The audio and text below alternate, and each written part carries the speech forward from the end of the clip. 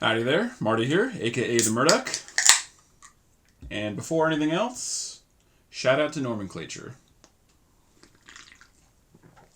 Maybe somebody will get that, I don't know. I'm Foulmouth. F you, motherfucker shit. Quack!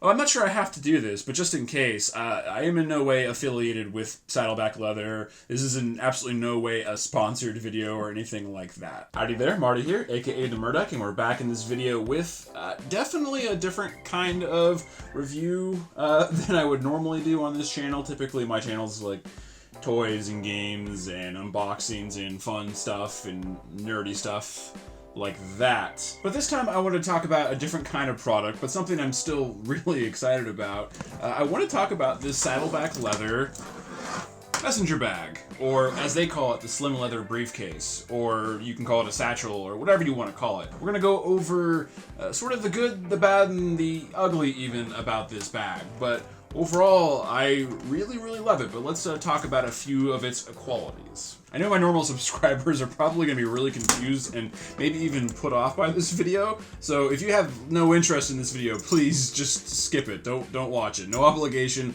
Don't worry about it. I'm kind of posting this video for other people who might just want a different look, like a review of this kind of product. When I was buying this bag, even though I saw a lot of really great videos, none of the videos really informed me in the way that I think I would have liked before I made this purchase. This video isn't really going to be for, or it's not really directed at or for the community of collectors of this stuff. This video is probably going to be better suited to people who are just looking for information, who just want to buy a singular bag and they wonder if it's worth it. A few months ago, and by a few months ago actually back in August, that's why I want to refer to this video as like a 6 months later, actually lived with it kind of review or video. That's not very eloquent, but you get the idea. So back in August, I got a promotion at work, and this was kind of a treat yourself kind of item, but it was also because my car had been broken into and my other nice messenger bag was stolen. So in terms of the good, the bad, and the ugly, let's just start with the bad and get it out of the way really quickly. For me, there's not a lot of measurable bad here, but I think for a lot of people, it's expensive.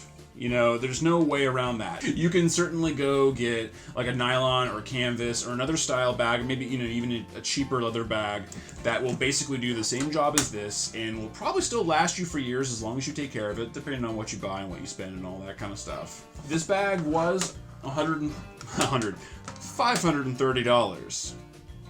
I know, my friends and family are like, whoa, he spent that much on a leather bag.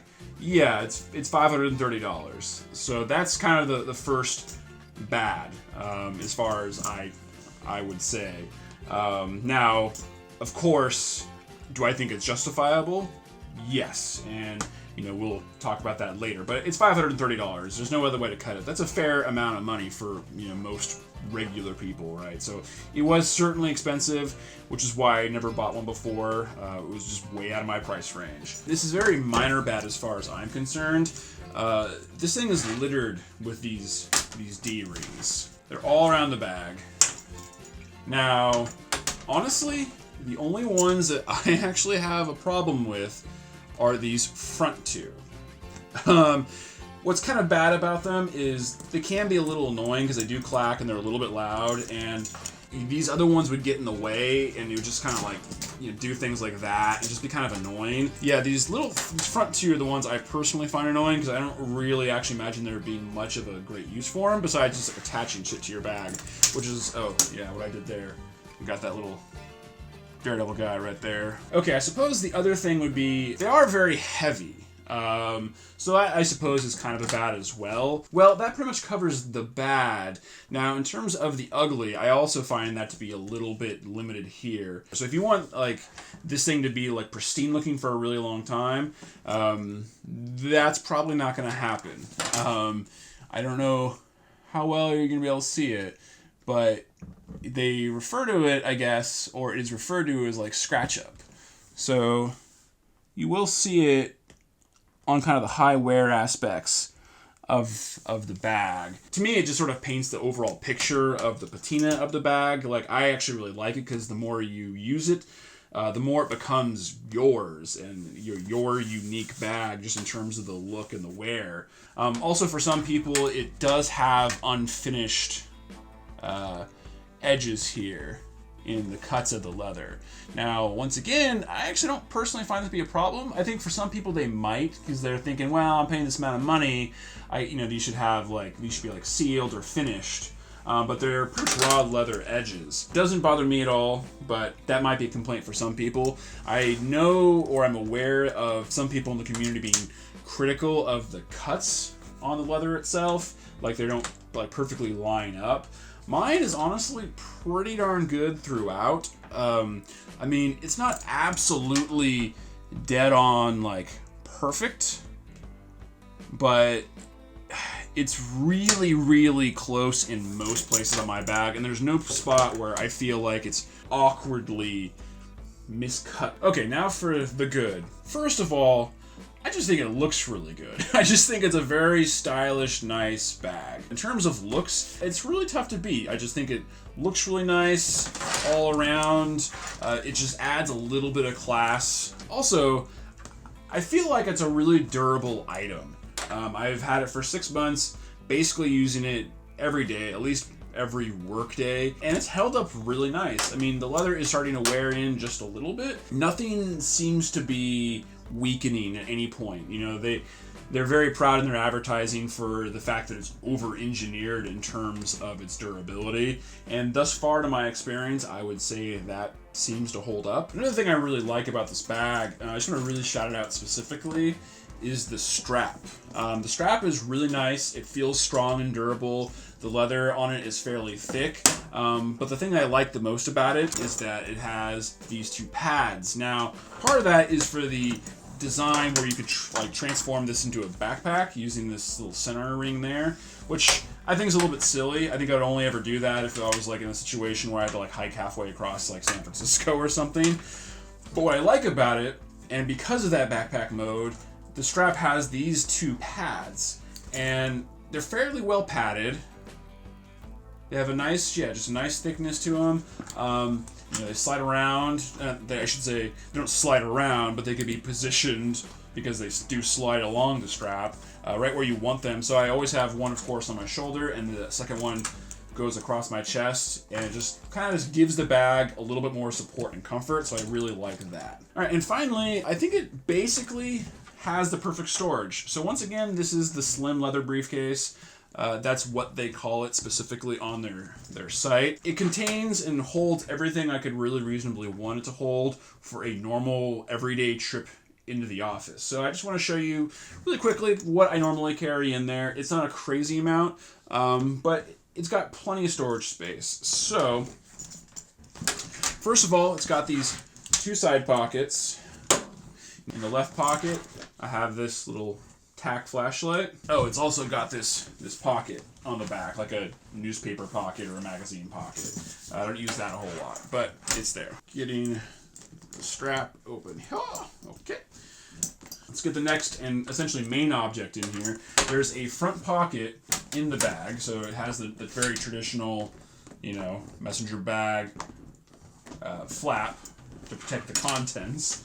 But it also has this front pocket, which I, of course, keep my work laptop in. But it holds that really well. It's slightly gusseted, as they call it. So there's a little bit of give there.